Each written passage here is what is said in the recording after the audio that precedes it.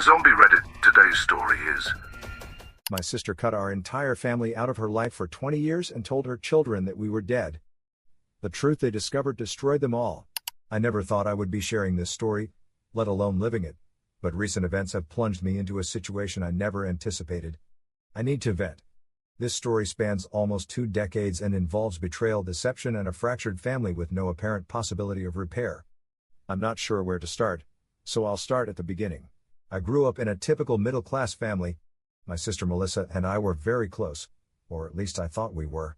We shared everything: secrets, dreams, and plans for the future. Our parents worked tirelessly to support us, instilling in us values such as hard work, humility, and the importance of family. However, as we matured, our paths began to diverge. I pursued a career in engineering, working hard to climb the ladder from entry-level positions.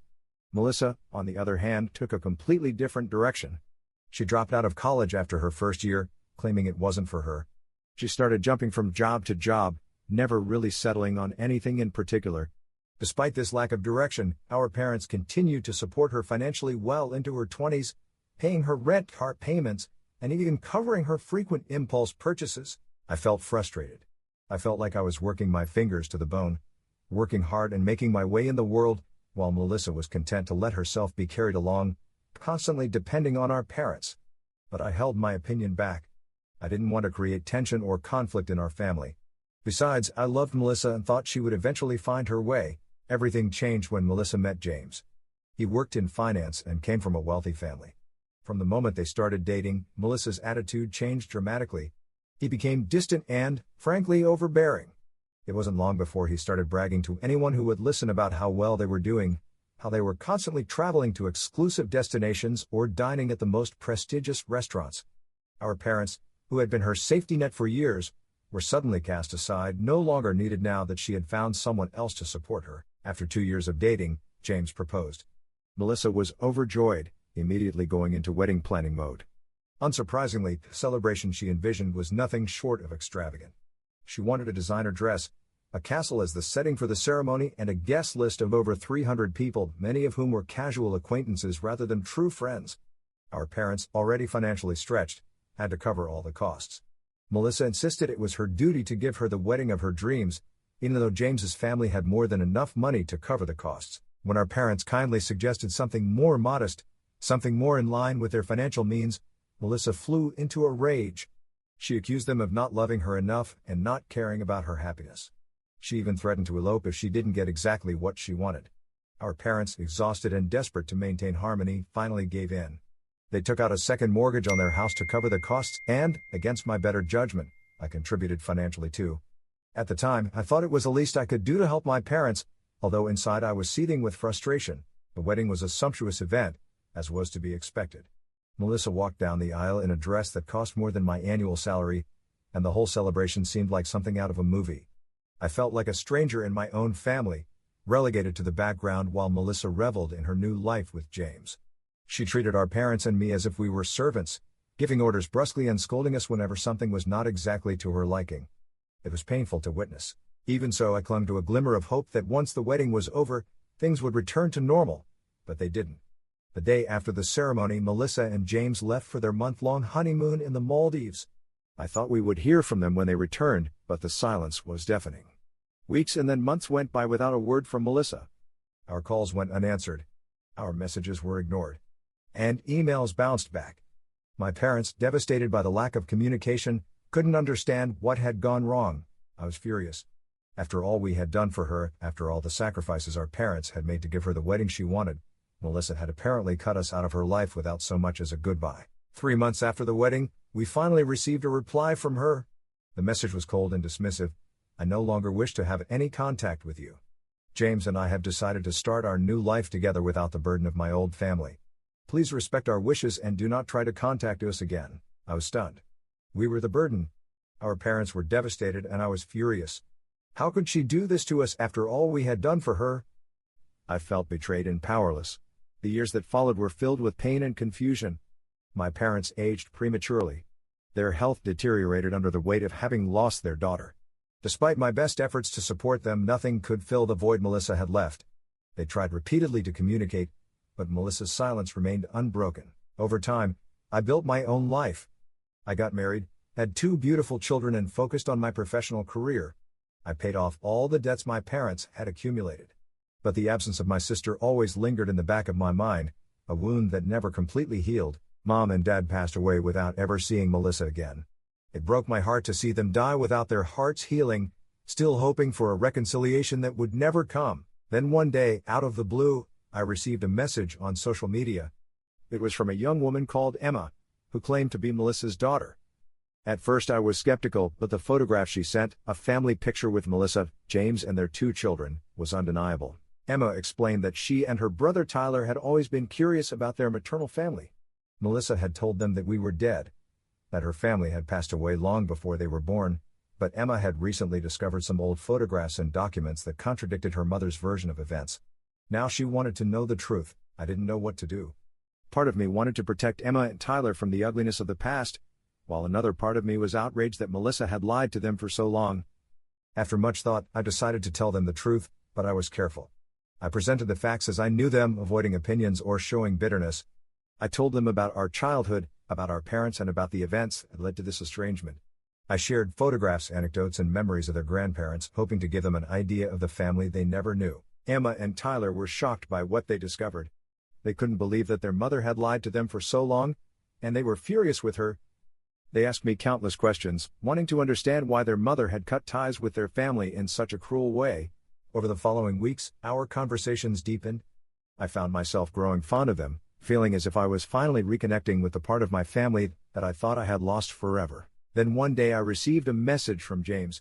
He had found out what Emma and Tyler had discovered, and he was not happy. James had believed a story similar to the one Melissa had told the children, that his family had passed away, that there was no one left to contact. And when he discovered the truth, he was furious. He confronted Melissa, and the result was immediate. James felt betrayed, realizing that the woman he had married had been lying to him for almost 2 decades. Emma and Tyler, equally devastated, told their mother that they wanted nothing to do with her. Cornered, Melissa fought back. She sent me a flood of angry messages accusing me of poisoning her family against her. She claimed that I had always been jealous of her, that I had twisted the truth to turn her husband and children against her. She even threatened legal action, demanding that I retract everything I had said to Emma and Tyler. I was stunned. I didn't expect this level of malice from Melissa, but I suppose I shouldn't have been surprised. After all, she had spent years walking away from the truth, from us, from anything that might complicate the perfect life she had built for herself. But now that life was falling apart, and she was looking to blame anyone but herself, as I write this, I am still trying to take in everything that has happened. Emma and Tyler have asked to meet me in person, and James has contacted me to apologize for his role in keeping us apart for so long. Melissa, meanwhile, continues to send me messages, alternating between threats and pleas for me to fix the situation. I don't know what the future holds for our fractured family, but one thing is clear: the truth, painful as it is long overdue. I only wish our parents had lived long enough to meet their grandchildren and know that, even after all this time, the daughter they loved so much had not completely forgotten them. Update 1. I am truly overwhelmed by the outpouring of support and advice I have received since sharing my story. The last 48 hours have been a whirlwind, and I wanted to take a moment to provide an update. It has been a mix of emotional highs and lows, and while I am still processing everything, it helps to know that there are people out there who understand and care. To begin with, many of you provided really useful suggestions and questions that I want to address. Several of you mentioned the importance of documenting everything, and that is exactly what I have done. I have saved all the messages and communications between me, Melissa, James, and the young people. I am keeping a detailed record, not only to protect myself, but because I feel I need to be meticulous in this situation. Given Melissa's volatile reactions and the threats she has made, I don't want to leave anything to chance. Some of you also suggested consulting a lawyer, something I haven't done yet, but I'm seriously considering. Melissa's threats of legal action, specifically for alienation of affection, have made me realize that I need to be prepared. I have already started looking into legal options in case the situation escalates further. Some of you are curious about our parents' inheritance, so I'll clarify here too. They left everything to me in their will. Melissa was explicitly disinherited due to her actions after the wedding. It wasn't a decision my parents took lightly, but they felt it was the right thing to do after she cut ties so coldly. I have kept everything they left behind, including family heirlooms, photographs, and some personal letters that I hope to share with Emma and Tyler. I think they will want to see them when they are ready. Now, on to the most important event. I met Emma and Tyler in person for the first time yesterday. We agreed to meet in a quiet cafe in my town. James drove them there, but to give us some privacy, he stayed in the car. It was surreal to see them in person. I'd only ever seen photographs of them until that moment, so to meet them face to face was a mixture of excitement and nervousness. Emma looked so much like Melissa at her age that it was like looking into the past. We spent hours talking. Emma and Tyler had countless questions about our family, our childhood, and especially about the grandparents they never got to meet. I didn't hold anything back. I wanted to give them as complete a picture as possible without giving the impression of speaking ill of their mother. I shared funny anecdotes about growing up with Melissa, stories about our parents' quirks, and memories of family vacations. Both were so attentive, hanging on to every word as if trying to reconstruct the family they had been denied for so long. It was clear that they were both struggling with their feelings towards Melissa. They were angry and hurt, but I could see how much they were also struggling with confusion and guilt. Emma told me that Melissa had always been a loving, if somewhat controlling, mother. Tyler admitted that he felt suffocated by Melissa's expectations, but he had never dared to question her until now. Hearing the truth from me has shaken up their image of her, and I could see that they are torn between loyalty to the mother they have known and this new reality they are trying to understand. Emma confided something in me that really struck a chord. She has been accepted by several universities, including my alma mater, but she has not yet told Melissa. She has been hiding this from her mother because Melissa has been pressuring her to attend an institution closer to home. It was a heartbreaking moment. I could feel how trapped Emma felt, wanting to please her mother but also longing for her own independence. Tyler shared something similar.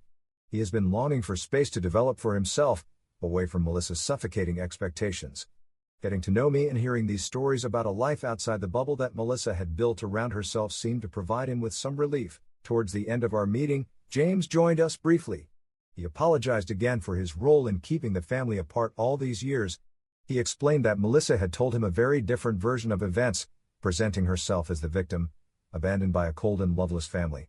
He said he had been blind to her manipulation, wanting to believe the best in her, but now felt naive for not having questioned things sooner. He admitted that he had allowed her behavior in an effort to keep the peace, a decision he now deeply regrets. James also revealed something disturbing.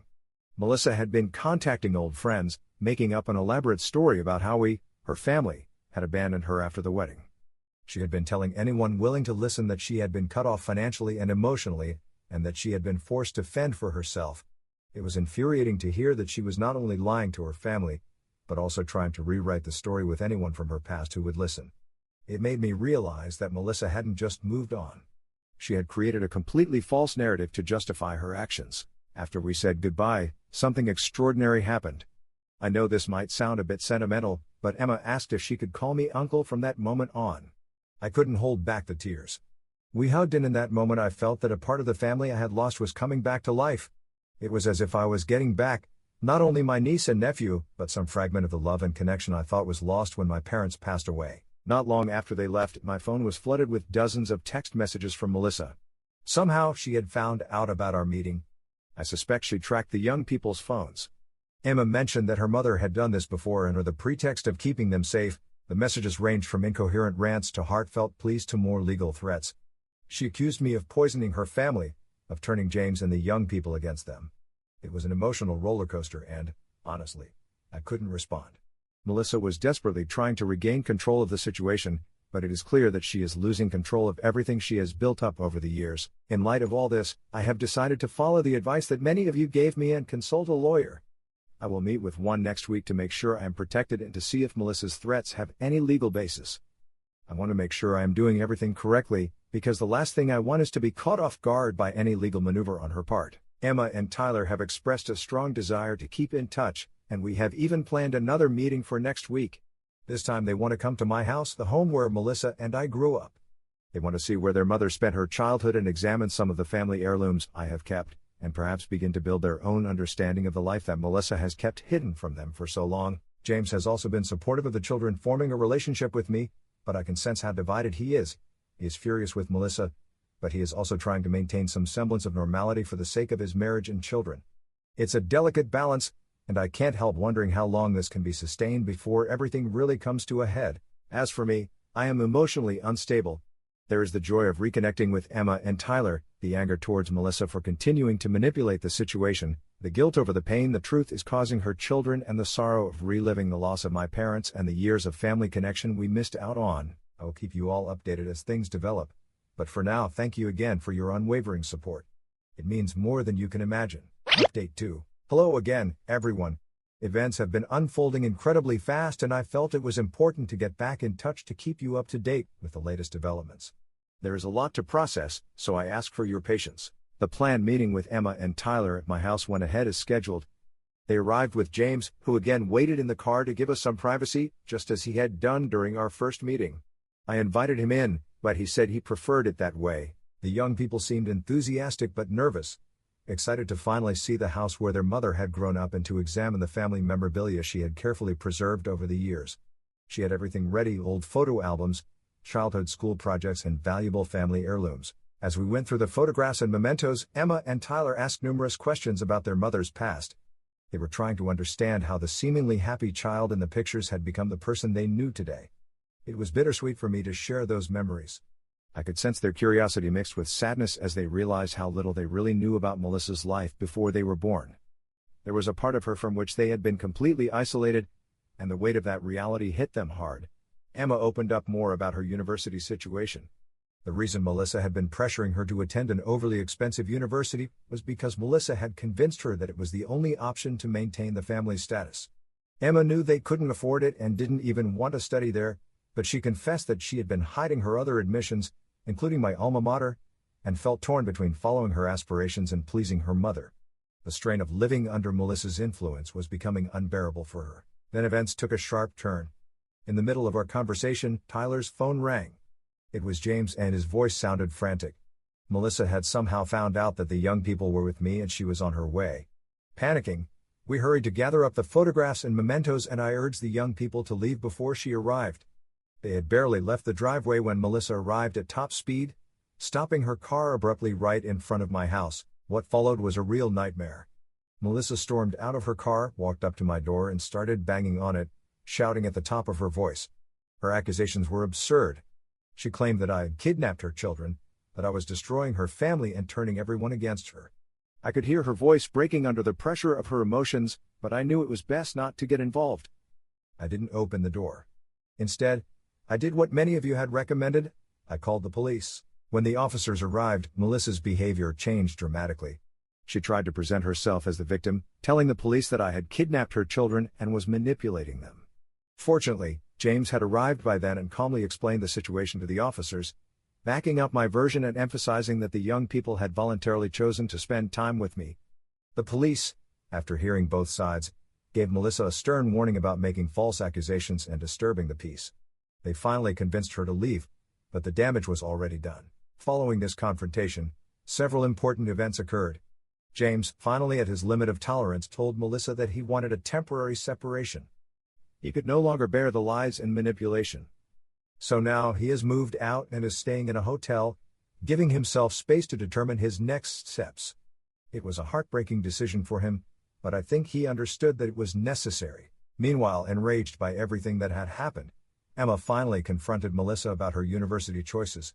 She informed her mother about the other institutions she had been accepted to and her desire to attend my alma mater. This triggered a monumental argument which culminated in Emma packing a suitcase and leaving home. She's staying with a friend for the time being, trying to clear her head and determine what she wants to do next. Tyler, on the other hand, has become reserved. He is still staying with Melissa, but it is clear that he is suffering. He finds himself caught in the middle of the conflict, feeling torn between loyalty to his mother and his desire to get to know his extended family.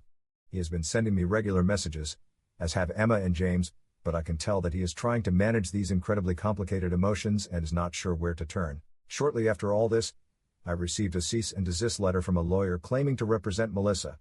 The letter demanded that I cease all contact with her family, accusing me of interfering in her personal affairs and alienating her children. It was shocking, but not entirely unexpected given the turn of events. As a result, I have had to take some serious measures. First, I have hired my own lawyer. We are currently analyzing the cease and desist letter, and I have been advised not to respond to any communication from Melissa for the time being. I have also installed security cameras around my property, as suggested by my lawyer, to protect myself in case Melissa tries to take any other impulsive action. Every interaction I have with her family is now being meticulously documented, in case this turns into a real legal battle. On a more personal level, I have contacted a family therapist who specializes in estrangement and reconciliation. I want to make sure I am doing everything I can to support Emma and Tyler during this difficult period. The situation is extremely complex and I am aware that they need guidance beyond what I can offer. I have also been in constant communication with James, trying to determine how we can help the young people navigate this storm. Melissa has been alternating between sending me angry and threatening messages, and manipulative and emotional pleas for reconciliation. My lawyer has made it clear that I should ignore her for now, and that is exactly what I am doing, although it is difficult. Fortunately, Emma has been in daily contact. She is still trying to process her feelings about the university and her mother, and I am doing my best to support her without overstepping the mark. I am aware of how delicate the situation is, and the last thing I want is for my words or actions to be used as an argument for Melissa's accusations of parental alienation. Tyler is the one who is suffering the most. He has always been the more sensitive of the two, and I can tell he is deeply conflicted. I have been trying to give him space while also letting him know that I am available whenever he needs me. He doesn't deserve to be caught in the middle of this situation, and it breaks my heart that he feels so divided. James, for his part, is considering the idea of family therapy for himself and the young people. He understands that they need professional help to process everything that has happened, and I fully support his decision. As for me, I am hanging in there. This whole situation has been incredibly stressful, but I am committed to being a stable and supportive presence for Emma and Tyler. They need stability right now, and I am determined to provide it for them no matter what happens with Melissa. I will continue to keep you all informed as events unfold. Your support has been fundamental for me, and I cannot thank you enough for staying by my side during this chaotic and painful period. Update 3. Hello everyone. As the situation continues to unfold, James has officially moved into his new apartment and taken Tyler with him. He finally realized that he could not leave Tyler alone with Melissa, especially considering how erratic her behavior had become. The last few weeks had been unbearable for Tyler. Between Melissa's emotional outbursts and her constant guilt-tripping about James leaving, he had reached his limit. James knew the right thing to do was to get Tyler away from that environment before any more damage was done. They are gradually settling in, and although Tyler is still shocked, there is a sense of relief now that they are away from the chaos. Meanwhile, Emma has made the brave and exciting decision to attend my alma mater. We have been collaborating on all the preparations, from looking at accommodation options to selecting subjects. She is still processing everything about her mother, but this step forward represents a bright spot for her amidst all the turbulence. He couldn't be prouder of her strength and commitment to her future despite all the difficulties at home. James has assured her that, no matter what happens, he will support her financially and emotionally, something Melissa had failed to do while pressuring her to follow a different path. As for Melissa, things with her have escalated to a whole new level. The previously frantic text messages have transformed into a constant flow of communications, apologies, emotional pleas for forgiveness and promises of change. One moment she is imploring to fix the situation, the next she is venting her frustration and guilt. She has sent messages to me, to James, and even to her children, alternating between blaming us and trying to convince us that she is willing to make amends. The emotional roller coaster has not stopped, and although part of me wants to believe in her sincerity, my husband, our extended family, and I all agree that Melissa needs to resolve these issues on her own. There is a deeply rooted pattern to her behavior that will not be solved with temporary apologies. We have decided to keep our distance for now, not only for our own peace of mind, but for the well-being of the young people. Emma and Tyler deserve a sense of stability, something that Melissa is currently unable to provide. It has been difficult to watch her spiral downwards, but we understand that we cannot save her from herself. This is Melissa's personal battle, and it represents a long overdue reckoning for the years of manipulation and estrangement it has caused. In some ways it seems that karma is finally catching up with her, and although I still care for her as my sister, I know that staying out of it is the only healthy option. James and I have kept in constant communication, supporting each other while helping the young people navigate their new life circumstances. Emma and Tyler now attend therapy regularly, something that James set up immediately after moving Tyler in with him. Emma's sessions are helping her overcome feelings of guilt for disobeying her mother, while Tyler is gradually finding a way to express the mixture of emotions that he has been repressing for years. The therapist suggested that family sessions for the three of them might also be beneficial in the future, but for now they are concentrating on individual healing. In my conversations with Emma and Tyler, I am trying to provide the kind of calm and stability they have lacked for so long. We are establishing a routine of communication through calls and occasional visits, which has brought us closer than I would ever have expected. They still have a long way to go,